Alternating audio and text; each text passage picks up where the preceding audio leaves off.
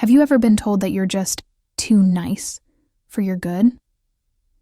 It's a common feeling for those who tend to be people pleasers.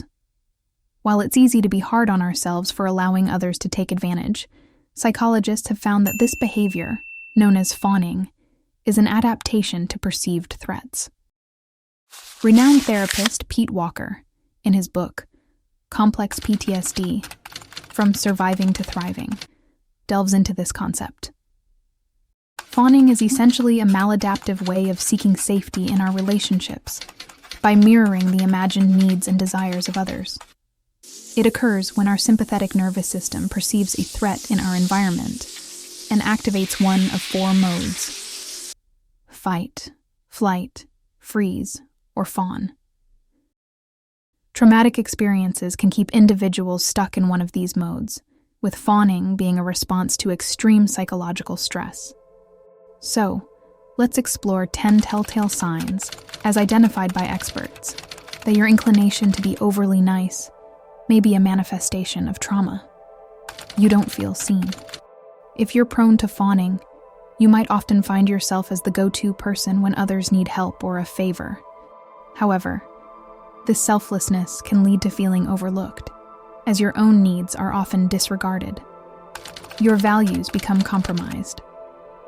Fawning can erode your sense of self, making it difficult to stand up for your beliefs. You might end up validating attitudes or behaviors that you don't even agree with. You feel responsible for others' reactions. Fawning individuals often carry a misplaced sense of guilt and responsibility for the emotions and reactions of others. Their focus on others' happiness and comfort often comes at the expense of their own. Please consider subscribing to our channel, as it will assist us in sharing our uplifting message with those in need. You're terrified of making decisions for others. The constant need to please others can lead to self-doubt, and making even minor decisions for others feels paralyzing. You feel guilty about getting them angry.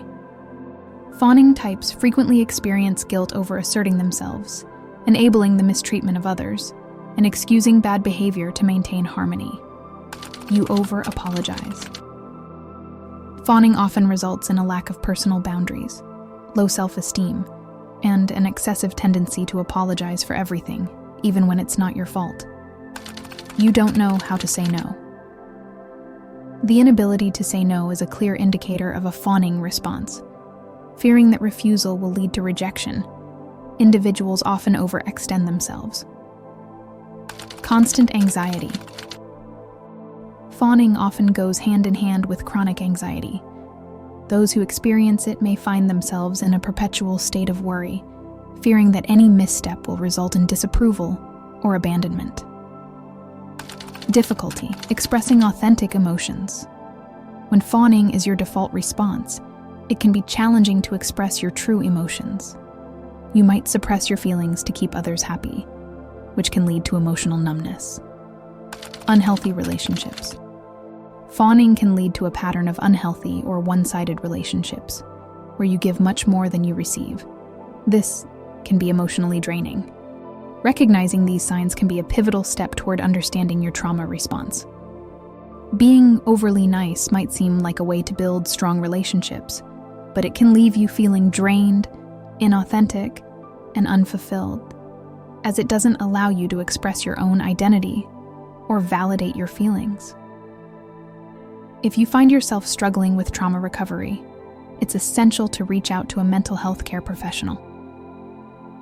Being nice means balancing your own needs with those of others through kind communication.